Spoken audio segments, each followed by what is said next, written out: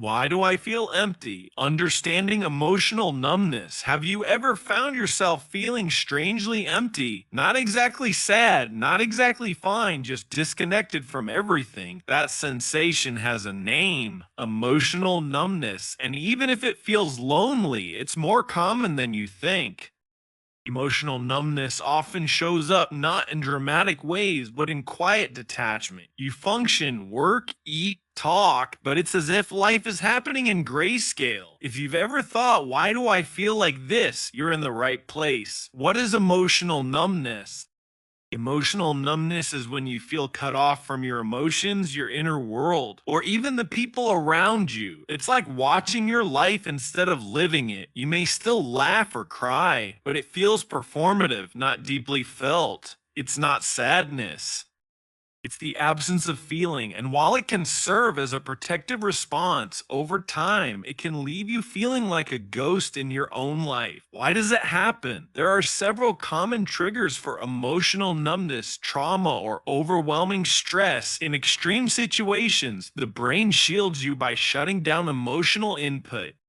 It's a survival tactic. Depression. Sometimes depression doesn't make you cry. It makes you feel nothing at all. Anxiety and burnout. Constant overthinking or overworking wears out your emotional bandwidth, leaving you numb. Grief. Loss can be so overwhelming that your brain buries the pain along with all other feelings. Emotional avoidance.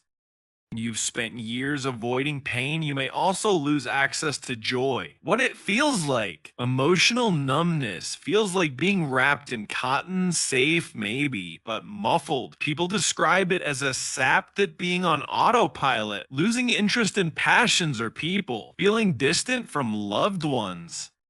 Feeling like something's missing inside, feeling guilty for not feeling. The guilt is especially cruel. You might ask, why can't I just be normal? But emotional numbness isn't a personal failure. It's a response to pain or overload. What's going on inside biologically?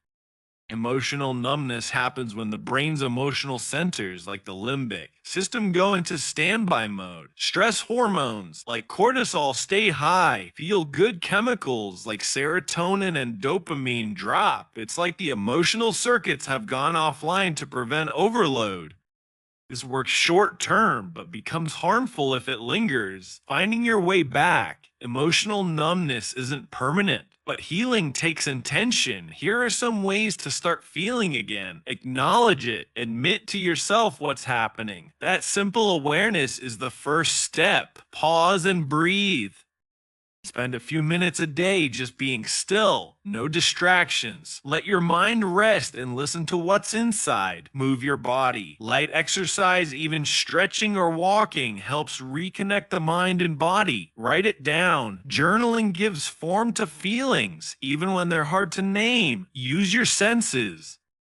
Engage with the world: touch, taste, and smell. Emotions often return through physical sensations. Talk to someone, whether it's a friend or therapist. Voicing what you're feeling or not feeling helps break the isolation. Be gentle with yourself. You're not weak, you're human.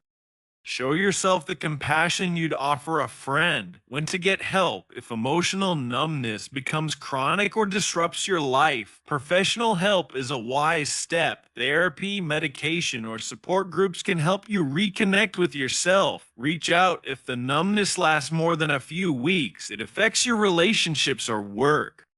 You feel hopeless or think about self-harm. Mental health professionals can guide you back to feeling safe and steady. What healing looks like. Healing from numbness isn't dramatic. It's subtle and often slow. You might start to smile at something small, cry unexpectedly, feel joy in nature or music, want to connect with someone. These are signs of return, small sparks of feeling that say, I'm still here. You are not alone. Feeling empty doesn't mean you're broken. It means your mind did what it had to do to protect you, but now you're ready to come back. If you're seeking answers, if you're listening to this, you're already healing. Your heart still wants to feel, and that's everything. Be patient, keep going, and remember, you are not alone. You are worthy of feeling. You are worthy of healing.